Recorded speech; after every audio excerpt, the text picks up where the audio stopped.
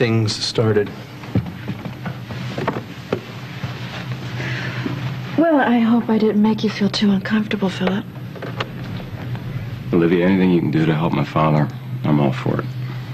I'm going to spend some time with the kids. She'll leave about 20 minutes. And I have some deacon business to attend to, unless you want me to go with you to the meeting. Well, I would love that, but I want to catch Alexandra by surprise, and you might tip her off. I want to tell you something. I'm very touched that you want to do this for me. You love me. Yes. I love you.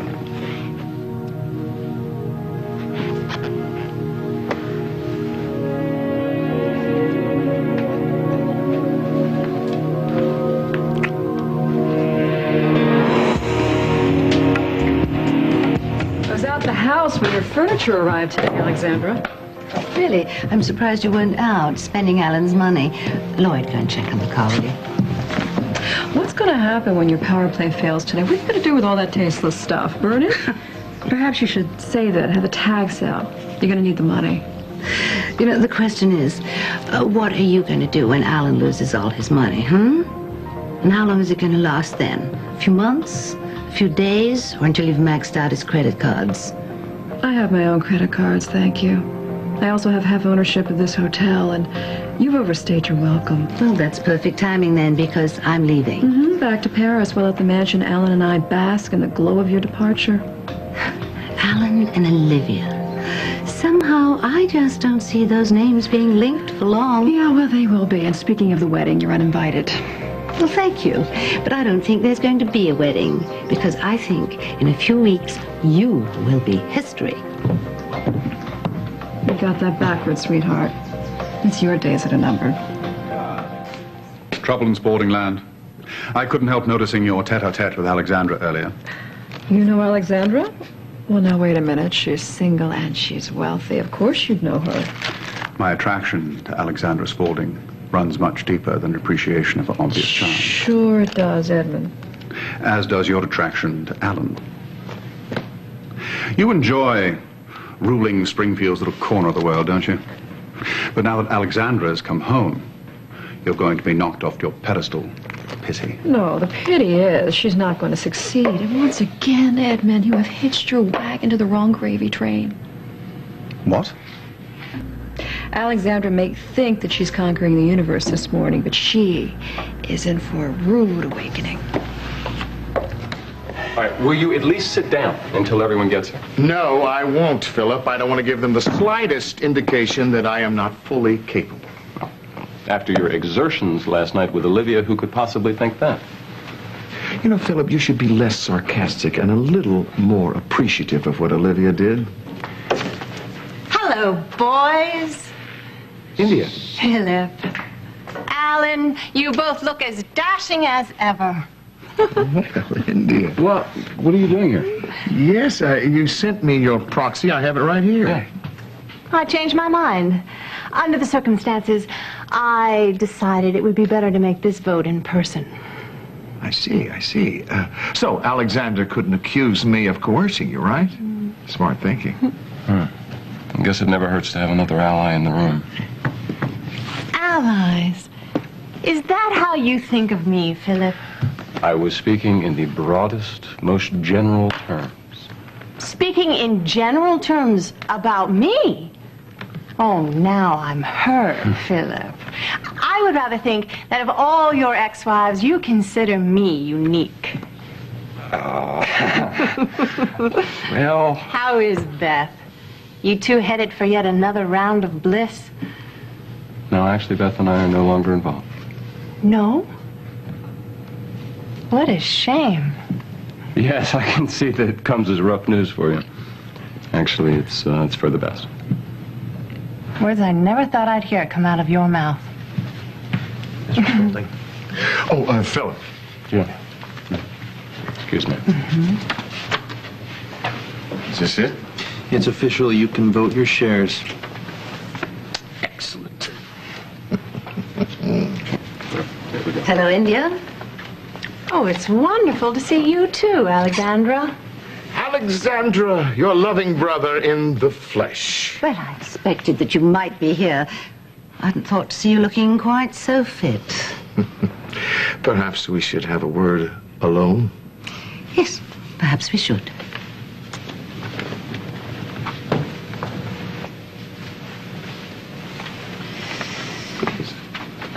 Well, Alexandra, are you surprised to see your brother up and about? You shouldn't be. A judge just signed off on this document stating I am no longer incapacitated. You have never been incapacitated in the first place. You faked your heart attack, remember? Or has pretending to be ill for so long addled your brain? On the contrary, I'm seeing very clearly. And with this document, I have my vote back. And with it, I can stop your attempted coup. Do you remember why you gave me the vote in the first place, Alan? Because I was the one who knew the secrets of your trusty ticker. And I could have revealed it all to Olivia and Philip. So you keep saying. Well, Spaulding you can afford to lose, but not the love of your son and his fiancée, right? You will never expose me. You don't have it in you. To destroy me and to hurt Philip? No. Just try me. That's why I'm here. That's what I'm going to do. Call your bluff. Now, your little coup attempt has failed. I shall remain in power. Now, if you will expose me, you will do nothing but alienate me, and I will have to put you in your place. Now, you can huff and puff all you want to, but you will never take my son away from me or the woman that I love. Why is that? Because deep down inside, Alexandra, you're nothing but a softy. Remember, that's why you came back to Springfield, to save us from ourselves. Now, you won't destroy us in the process. You lack the requisite taste of blood. Unlike you. Okay. Did we settle this? Are we through playing games, or do you want to see him back in the wheelchair? It's all right, Philip. Alexandra and I have settled our differences. All right, Alan. Throw me a bone, but since I am still acting CEO for the company, at least let me lead the meeting. Dad? It's all right, Philip. I can afford to be generous. Just watch and learn. Seth, you can go.